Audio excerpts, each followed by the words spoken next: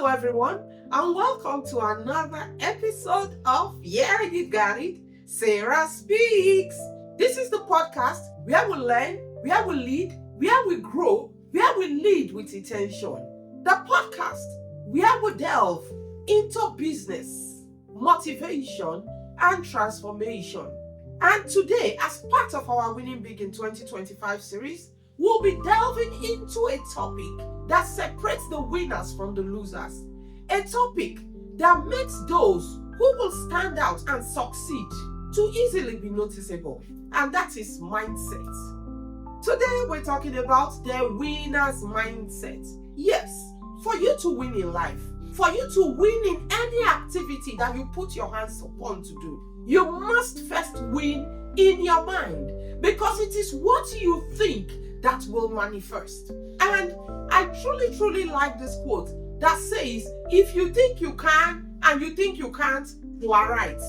Yes, because at the end of the day, it is your thinking that energizes you. It is your thinking that motivates you. It is the mind that you have that tells you, I will try, I will keep going, I will ace this, that enables you put in 180, 200% to get it done. Because like I shared before, Mrs. Ehibi said, the poem she taught us in primary 2, I still remember, I will try. The little child who says I will try will get to the mountaintop. The one who says I can't will at the bottom stop. You can defeat yourself in your mind, or you can win in your mind. Your mindset is important. It determines your altitude. It determines your success. It determines your breakthrough. And as we go into this very interesting session today, I want you to grab a cup of tea, coffee, a bottle of water, get a comfortable seat, and let's dive right in. This winner's mindset I'm talking about, what is it? What is the winner's mindset? The winner's mindset is not about arrogance. You feeling, I can do it, I can do it, I can do it. No, it is about faith. It's about focus. It's about consistency. It's about resilience. And it's about discipline. Winners don't see obstacles. They see opportunities. They fail forward. They learn fast. And they never lose sight of the goal. What is the finish line? What am I trying to achieve? Where am I going? And through every challenge, through every difficulty, they rise again and they tell themselves, I've got this. I'll make it happen. You don't have to worry. I'm going to see the finish line. And Philippians chapter 4 verse 13 tells us, I can do all things, not some things, all things, through Christ that strengthens me. When you have that mindset, that this is food for the further, I can do it, I've got this, it motivates you, it gives you the energy to keep going. And more than that, it enables you sit back, take a deep breath, and say, how can I do this differently? Am I getting this right? Is there another way? Your mindset determines if you will innovate, if you will create, if you will get this done, if you will try and try and try again, or if you will give up. The winner's mindset is resilient. It fails forward. It sees opportunities. It doesn't see obstacles. Philippians 4:13 is not just a Bible verse. It is a mantra. It is a mindset. A belief that can redefine your circumstances, that can redefine your life, that separates the winners from the losers, separates the doers from the losers. It separates the successful from the unsuccessful. I can do all things through Christ that strengthens me. Now let's look at this. What are the traits of the winner's mindset? What can we look at and point at and say, this person has a winner's mindset? How do you evaluate yourself to say, I need to develop a winner's mindset, or I already got this? 5 traits of a winner's mindset. Number 1 is clarity of purpose. My late dad used to tell us that if you don't know where you are going, you can never get there. You just start on a journey and you keep going and you keep going. You don't know where you are going. You will not get there. What am I saying? You must discover your purpose. You must define your goals. Only then can you develop a strategy and a plan that will enable you to achieve it. What is your purpose? Have you discovered the purpose for that business, for that job? Because doing the job for its own sake makes it easy to give up. But when you tie a purpose to your career, to your job, to your life, to your business, it keeps you going. It keeps you motivated. It gives you the strength to jump up every morning and say it's another day, another opportunity to keep going. Winners know why they do what they do. What is your why? Your why is what gives you the strength to keep going when everything else seems to be failing around you. It gives you the power to look beyond the circumstances of today and see into the vision of tomorrow. That when you get this right, this is the outcome and I cannot lose it. If you look at Serena Williams, her purpose was not to win Grand Slams. Her purpose was to redefine the place, essence, and excellence of women in tennis. She needed to break barriers. So she had a goal beyond just playing in the court. She had a higher calling. I need to redefine how women are seen in the game of tennis. We are not less than men. We can stand our ground. We can bring excellence to the court. And that defined the power that she put in to redefine women in tennis. Purpose gives you direction. Without it, you only can wander. You wander around. You do not have a direction. You do not know where you are going. You do not know your finish line because you have failed to define that purpose and that goal. Number 2 trait, discipline. Discipline trumps motivation every single time. Discipline is what makes you get up in the morning and begin to do those tasks that must be done, but you don't find interesting. Many people just want to remain in their comfort zone, doing the things they enjoy doing. Let me give you one secret today. No one ever got great sitting in their comfort zone. You need to get outside your comfort zone. You need to get into those hot spaces.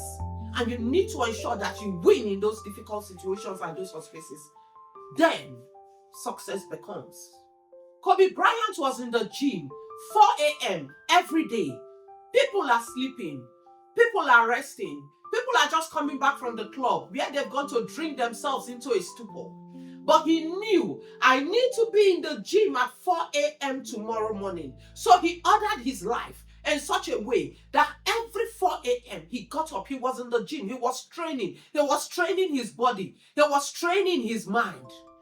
Because he knew that he needed that training to keep winning, to succeed, to be excellent in his game. And you know what he said? He said, great things come from hard work. Great things come from hard work, from perseverance. No excuses. I always tell my children, no one ever died from working hard. No one. Put in the effort. Put in the time. Put in the work. Consistently. In season and out of season. Rethinking the paradigm. Thinking outside the box. Reshaping the narrative. Innovating as you go along. And surely, the outcomes will be visible even to the blind very soon. And this aligns with the biblical principle in Hebrews chapter 12 verse 11, which tells us that no discipline seems pleasant at the time, but with time it reveals the value. It produces the harvest with time. God's principle, and it works every time. The third trait, resilience after setbacks. I can't say this enough. We have a video on your why, and we have another video on resilience. Because those two things, purpose, resilience, is key if you will succeed. Resilience is your ability to bounce back after a setback. Many people get to a challenge and they give up. They find an issue and they give up.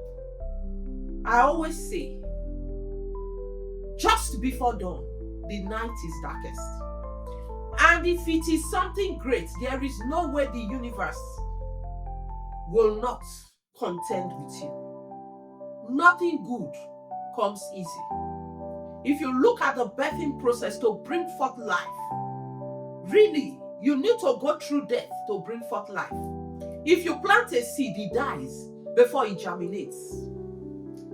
If you look at the egg of a chicken, if that egg is going to bring forth another chicken, it must first die. That is why when your egg is being hatched, the smell is stinking. It has died.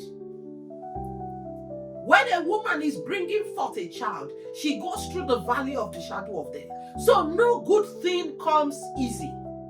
We must go through that difficult period for us to know that what we are birthing is great. Elon Musk lost 3 rockets before he was able to put SpaceX on a stable footing of success that we talk about today. Elon Musk slept on factory floors before he was able to put Tesla on the map that we talk about today.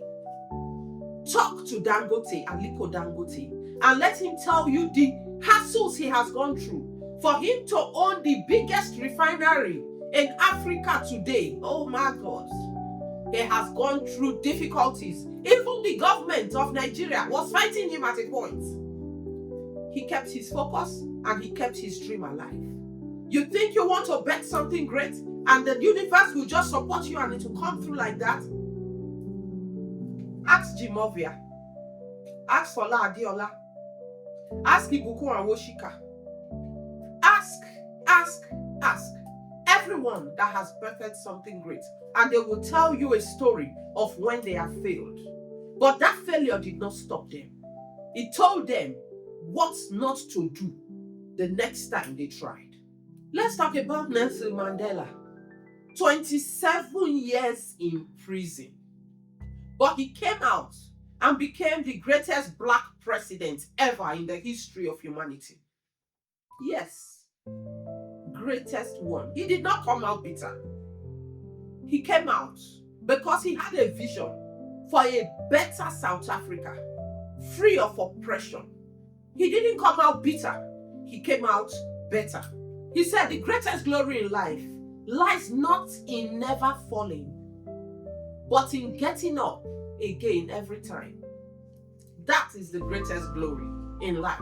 And Proverbs tells us that the righteous may trip 7 times, but he will rise again. So, being a Christian does not mean you will not fall. But by faith, knowing the God that you serve, you will rise each time you fall. That is the assurance. And if you are a winner with the winner's mindset, you don't avoid adversity. You face it head on. You beat it down and you rise through that adversity. Yes, that is what we do. 4th trait of a winner's mindset. Your vision is beyond the present. You see a future that only you can bring forth. Our God saw the earth ever before he formed it. That was why he knew exactly what to say. Even before he began to form man, he said, let us form man in our own image and likeness. He had an image of man that he wanted to form. What is that idea in your mind? What is that vision in your mind that you need to birth?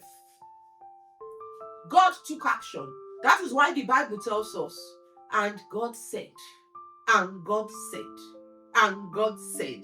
What are you saying? What are you saying? What are you bringing forth from inside of you? That's why, as humans, we are creators. You see, this phone we use, it was created by somebody. You see, the lights, it was created by somebody. Electricity. What is it that you see in your mind? You must create it, you must birth it. Even musicians, they are creating music. Potters are creating verses, bowls, glasses. Everything you see around you, chairs, is chair. It was created by somebody. The carpenter is a creator. The plumber is a creator. What are you creating? That's the question. When Elon Musk was starting SpaceX and Tesla, people thought he was crazy. He was mad. He was out of his mind. But he had a vision. What is your vision? What do you see? If you go to Disney World, you will know what vision can create. You go there and you are living a fairy tale. You are inside a fairy tale. Vision. If you go to Dangote's refinery in Lekki, you will know what vision can create. If you go to Shell Arroy in Port Harcourt in our heydays, you know what vision can create. It's as if you are in America, the abroad, here in Nigeria. Go to Lagos and see what Babbage has become. The most expensive piece of real estate in Lagos right now. Vision. What is your vision? What are you creating? Corinthians, the book of 2 Corinthians tells us. It says we fix our eyes not on what is seen, but on what is unseen. We fix our eyes not on what is seen, but what is unseen. The winner's mindset gives you access to insight and vision peculiar to you that is not visible to anyone else. And you need to birth it. Faith is a future-focused lens. You are focused on the future and you believe you can birth it. That is why you put in the effort to birth it. Every successful entrepreneur has faith that if I go into this business and I invest my money, I will make more money. And that vision of profitability is what gives them the confidence to take a step of faith today. Future-focused lens. Trait number 4. Trait number 5. A winner's mindset, faith-fueled action. The Bible tells us that faith without works is dead. You can't say, I believe, I have a vision in my head, I believe I can bet it, but you are not taking action. That vision remains in the realms of your mind. For it to become a reality, for it to deliver the benefits that you envisage, you must take action. You must take action. Faith-fueled action. Knowledge-based action. Without action, you might have the best idea. It means absolutely nothing. Because without action, you cannot birth your vision. So, for you to win, starts in your mind. When David, small David, went against Goliath, mighty giant, he won in his mind first. He said, you come against me with swords and spears, but I come against you in the name of my God. Faith-fueled action. I will invest this money. It might be my last penny. I will invest it in this business because I know that this business, I can make it succeed. And when it succeeds, I will make 100 times more than I made. The farmer that goes to farm and takes a seed and says, I will plant this seed and I will reap a harvest from this seed. Faith fueling his action. Otherwise, he will take the seed and keep it. And let me eat the one I have today. I don't know what tomorrow portends. Winners trust. Winners hope. Winners believe in divinity, in God, In universal principles, it doesn't matter what your belief is. Winners believe. And that belief is what fuels their action. 5 traits. 1 is clarity of purpose, knowing your why. 2 is discipline over motivation. Discipline is what builds consistency. 3 is resilience. Resilience gives you the power to stand up despite setbacks. 4 is vision. Vision makes you see into the future and see what is possible if you take action. And 5, the ability to take action, faith-fueled action, to birth your vision. Thank you very much. If you enjoyed this episode of Sarah Speaks, please like, share, comment, and join us in our next episode, where we finish on this topic of the winner's mindset. Thank you very much, and do have a great day.